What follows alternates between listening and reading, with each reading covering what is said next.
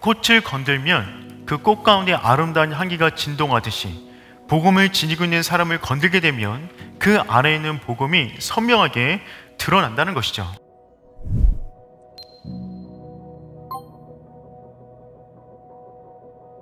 오늘 본문인 사도행전 전체 가운데 가장 첫 번째로 사도들이 고난을 당했던 장면을 기록하고 있어요. 그런데 결론부터 말씀드리면 사도행전 가운데 드러난 모든 고난은 기독교의 힘을 빼앗는 것이 아니라 복음의 선명한 능력을 더욱더 크게 드러내었다는 것입니다. 베드로가 한 번 설교하여 3,000명이 주께로 돌아왔습니다. 그리고 베드로가 기도하러 성전에 들어가다가 미문 앞에 앉아있는 안진뱅이를 일으켜 세웠습니다. 순간에 엄청난 인파가 몰려들었습니다. 사도들은 그 순간을 놓치지 않고 예수 그리스도를 전파합니다. 그런데 이 소식을 들었던 제사장과 서기관들은 마음이 언짢았습니다. 그래서 그들을 감옥에 가두었습니다. 순간 분위기가 최고조를 찍고 있는 그 정점에 베드로를, 요한을 감옥에 가둬버린 거예요. 그렇다면 이후 교회 공동체는 어떻게 될까요? 있던 교회도 문을 닫아야 할 마당에 베드로의 설교를 들었던 성전에 모인 사람 가운데 5,000명이 예수 믿게 되는 일이 벌어졌습니다. 복음을 전했던 메신저, 그들을 감옥 안에 가뒀으나 그들이 전했던 메시지 그 자체가 흥왕하여 사람들을 주께로 돌아오는 일을 만든 거예요. 이 시대가 사람이 복음의 역사를 막을 수가 없습니다. 고난이 다가왔는데 그 생명력을 잃었던 것이 아니라 그 고난 속에서 더욱더 복음의 아름다운 열매들을 맺기 시작하는 것입니다. 베드로와 요한을 가두었더니 도리어 5,000명이 예수를 믿게 되었어요. 고위 관리자들이 충격을 받았습니다. 급히 재판을 열었어요. 그리고 이들은 지금 신문하기 시작해요. 누구의 이름으로 이 일을 행하였느냐, 누구 허락받고 이 일을 했냐는 거죠. 베드로가 입을 열기 시작합니다. 베드로가 10절에서 말하는 바는 무엇이냐면 너희가 십자가를 지게 만들었는데 하나님이 살리신 그분 나사렛 예수 그리스도가 이 사람을 고쳤다는 말입니다.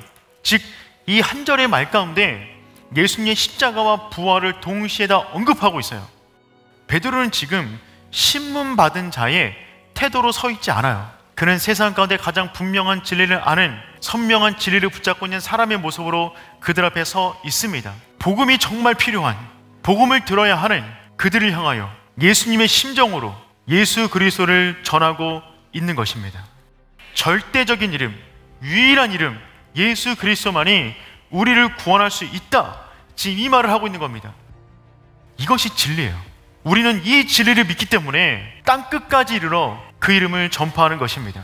그분의 이름을 붙잡을 때 우리의 모든 죄가 씻음을 받게 되고 그분의 이름을 부를 때 우리 삶 가운데 그 이름에 걸맞는 능력이 일어나는 줄 믿습니다. 이 사실을 믿지 못하는 사람들의 눈에는 우리가 배타적으로 보입니다.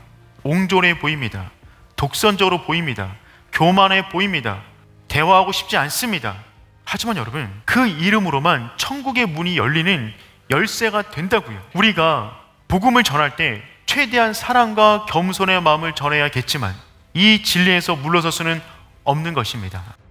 베드로는 말을 합니다. 너희가 나를 죽여도 예수를 살렸던 하나님의 능력이 나에게 새로운 생명으로 인도하실 것인데 내가 너 말을 듣는 게 낫겠냐? 하나님 말을 듣는 게 낫겠냐? 너희 스스로 판단해봐라.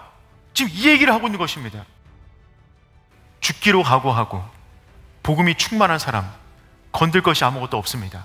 그 안에 복음이 충만한 자, 진리를 진짜 알고 있는 자, 나사렛 예수 그리스도의 이름의 능력을 알고 있는 그 사람, 세상이 흔들 것이 없는 줄 믿습니다. 이 사건의 결론은 무엇이냐면 이는 모든 사람이 그 된 것을 보고 하나님께 영광을 돌림이라. 고난 가운데 가장 분명한 복음의 역사가 일어나게 된 것이죠.